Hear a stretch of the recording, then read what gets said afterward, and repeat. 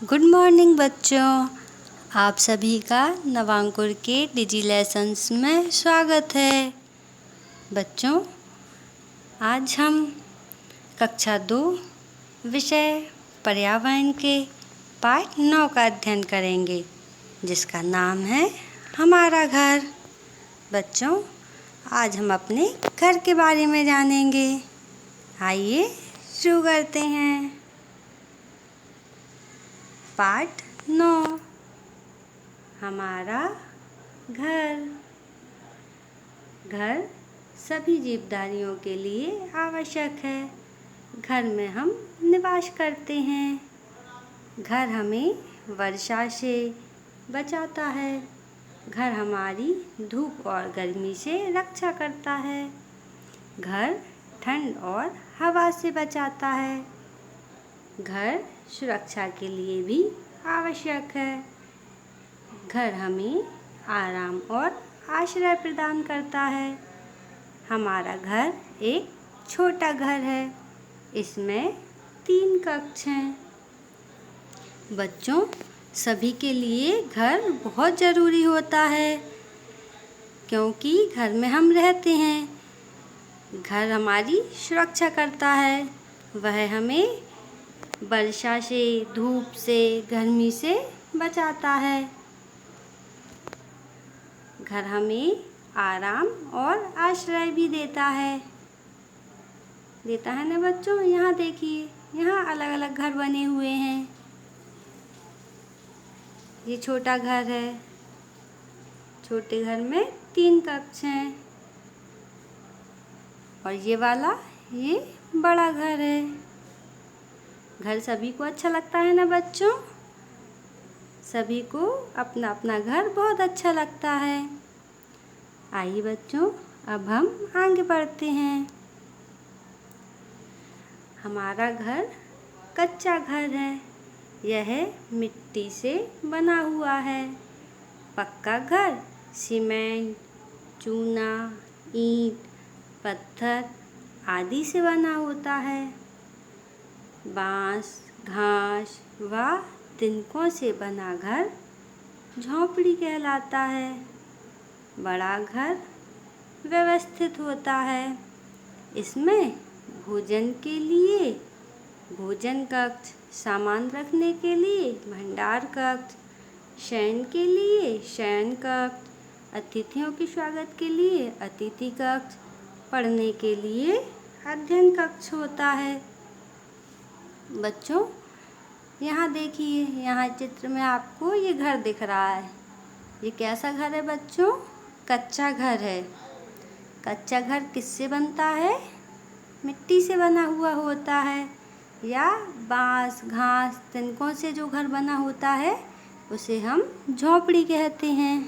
Okay बच्चों, यहाँ देखिए, ये है पक्का घर।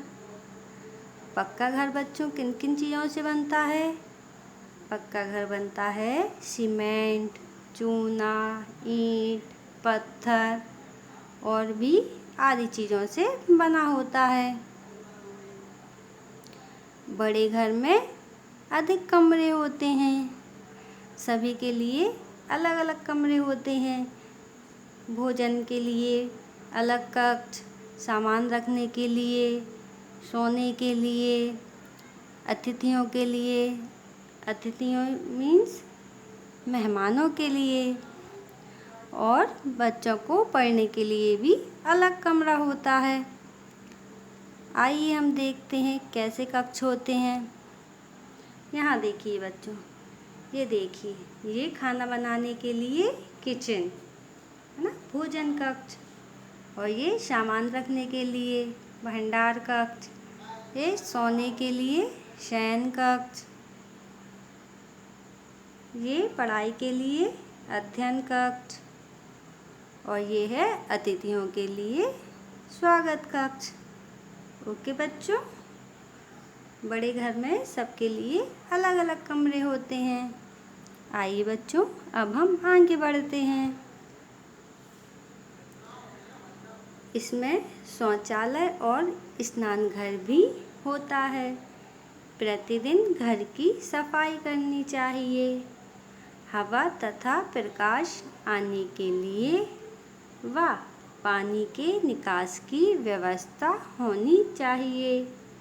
घर में यदि पालतू जानवरों को पाला जाए तो उनके उठने बैठने का स्थान अलग होना चाहिए। इस स्थान की भी नियमित सफाई करना चाहिए। बच्चों, ये रहा हमारा स्नान घर। बाथरूम सबके घर में होता है ना बच्चों। और ये है हमारा जानवरों के लिए अलग घर है। ये देखिए बच्चों, यहाँ पर ये एक छोटा डॉगी दिख रहा है, इसके लिए अलग घर बना हुआ है। बच्चों, हमें जानवरों के घर की भी रोज़ सफाई करना चाहिए। यदि हम सफाई नहीं करेंगे तो गंदगी हो जाएगी, इसलिए हमें रोज़ सफाई करना चाहिए और अपने जानवरों का भी ध्यान रखना चाहिए। ओके बच्चों, अब हम आगे बढ़ते हैं। आओ अभ्यास करें।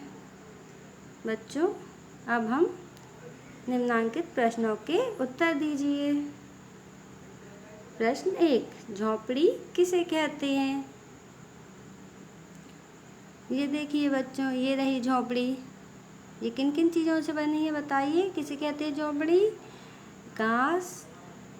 घास, बांस व तिनकों से बने घर को झोंपड़ी कहते हैं। पक्का घर बनाने के लिए क्या क्या वस्तुएं आवश्यक हैं? पक्का घर बनाने के लिए ईंट, सीमेंट, लोहा, रेत आदि वस्तुएं आवश्यक हैं। कच्चा घर, प्रश्न 3 है, कच्चा घर किस वस्तु से बनता है? कच्चा घर मिट्टी से बनता है। प्रश्न 4, घर क्यों आवश्यक है? बताइए बच्चों, घर क्यों आवश्यक है? घर सुरक्षा के लिए आवश्यक है। ओके बच्चों, अब हम आगे बढ़ते हैं। प्रश्न, दिए गए शब्दों से रिक्त स्थानों की पूर्ति कीजिए। शब्द स्नान घर, व्यवस्थित, छोटा, आवश्यक। बच्चों, हमें यहाँ ये शब्द दिए हुए हैं, इनकी सहायता से हमें रिक्त स्थानों की पूर्ति करना है। आइए शुरू करते हैं। पहला, सभी जीवधारियों के लिए घर आवश्यक है।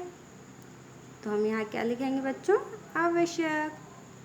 दूसरा, इसमें शौचालय और स्नान घर भी होता है।